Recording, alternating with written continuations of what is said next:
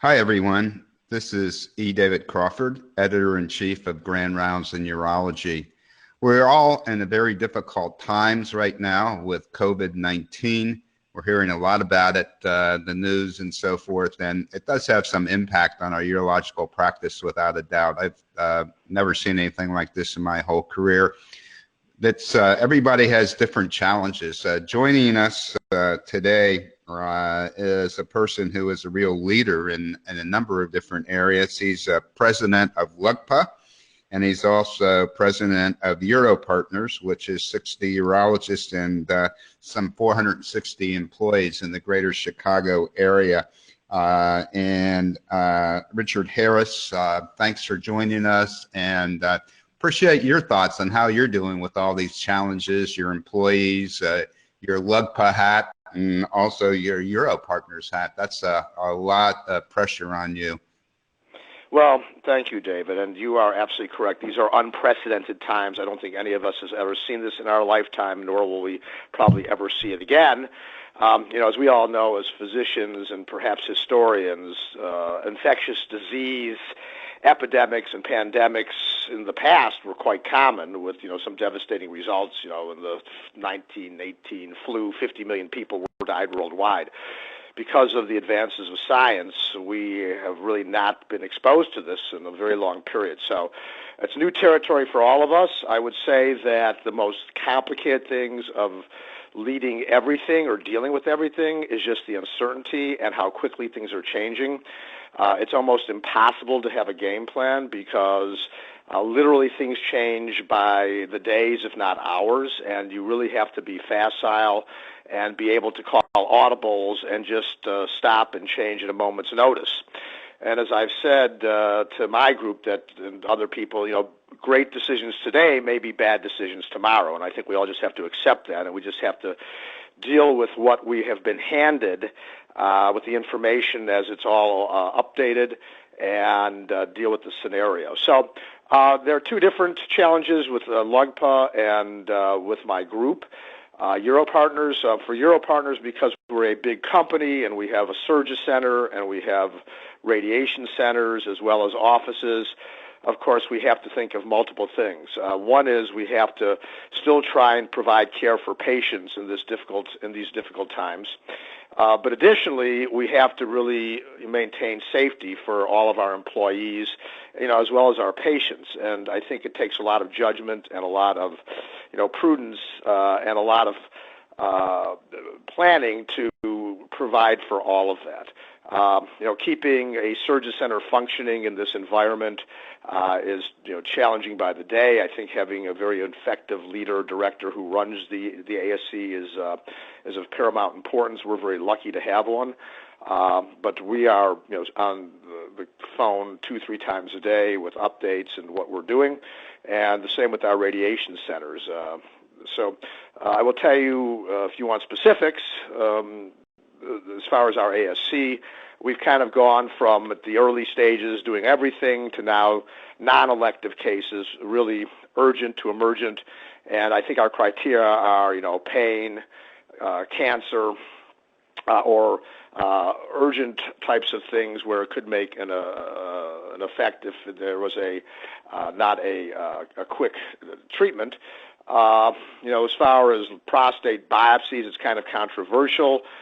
And what we've done is we really are leaving that at the physician's discretion, but we're highly recommended that this is only going to be utilized for people who have a very, very high suspicion of disease, high PSAs, MRIs with PIRADs of 5, maybe 4s, and really just putting everybody off for the next few months until this crisis is hopefully past. As far as our radiation centers, because interrupting treatment in mid-treatment would be catastrophic because the treatment wouldn't really be efficacious, we continue to treat. There is going to be a natural attrition because of the biopsies being diminished of the amount of people that we will be having treatment. But we continue to operate business as usual with a tremendous amount of safety precautions that are built in. At both our surgery center and our radiation centers, we have somebody, a nurse sitting at the front door. Nobody walks in there without getting their temperature taken. We put masks on a lot of people. And we have also pre-screened these patients. So anybody who has anything that could resemble a COVID-19 type symptom and or has been exposed to anybody that they are knowledgeable of, we do not let in. We try and we have a sign on the door in both of our centers saying, don't even enter here, just call this number if you have any of these symptoms. We've been hyper vigilant with our staff. I mean, obviously, it's just unbelievable what heroes, everybody is in healthcare. I mean, certainly the people in hospitals that are taking care of these patients and the nurses and the doctors, but, everybody who's out there on the front lines and takes care of patients. I mean, any patient could be a potential exposure with potential, catastrophic results. So we take precautions with them. Everybody's masked. Everybody wears gloves, social distancing. And, we just take it, hour by hour and pray that we don't have an episode. And then if that happens, then we're going to have to figure out where we go from there. And again, that's, questionable. There's a lot of guidelines that have been coming out and changing, and we just kind of deal with it, as I said, on an hourly basis. So a long-winded response, David. That was great. I think you said, there's this playbook's not etched in stone, and you got to be able to call verbal plays and change from minute to minute and day to day.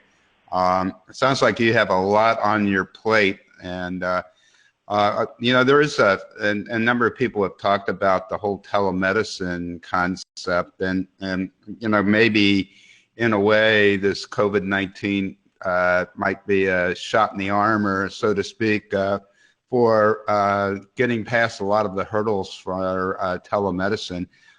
Have you been able to accomplish that, and what are your thoughts about the future?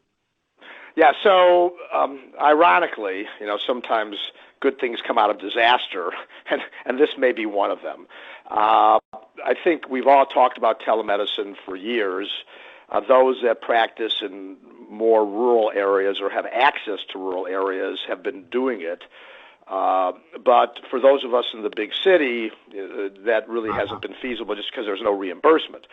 Now, with these regs that have been really relaxed, it is possible, and we just learned yesterday in talking to CMS that you can even see new patients as long as you have some bullet points for the physical exam. So, everybody should check with their carriers and just verify and just make sure that they understand that, how you have to do that. But that is a tremendous advance. So I do think, right now the regs say that this is temporary and it's only going to be during this emergency.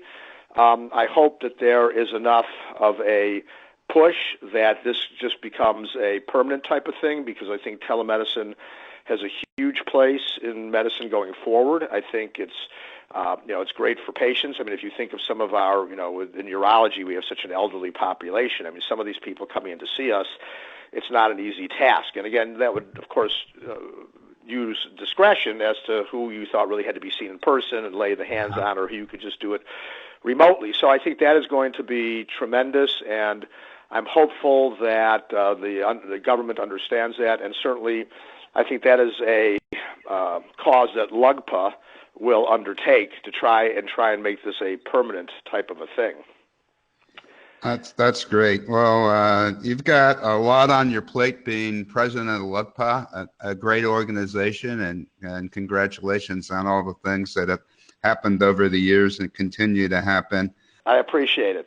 Always great talking to you. Thanks for everything, David. Thank you, Richard. Bye-bye. All right, take care. Bye-bye.